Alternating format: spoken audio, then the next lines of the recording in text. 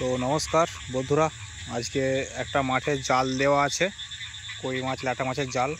তো প্রচুর জল হয়েছে আমাদের এখানে আশেপাশে, সকলেই দেখতে পাচ্ছ প্রচুর পরিমাণে জল হয়েছে। তো একটা ফাঁস জাল দেওয়া আছে, তো চলো দেখি জালটায় মাছ পড়েছে কিনা। খুব রিস্কের ব্যাপার বন্ধুরা, সাপ খোপের ব্যাপার আছে।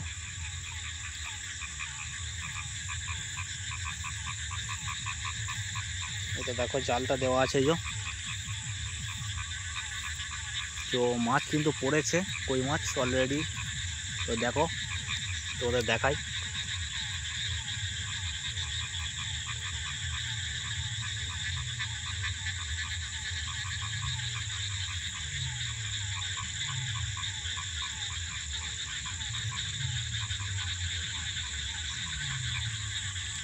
তো দেখতেই পাচ্ছ মাছ কিন্তু অলরেডি জালে পড়ে গেছে।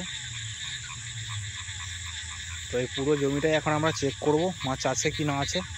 ভিডিওটির সাথে থাকো, অবশ্যই ভালো লাগবে ভিডিওটি।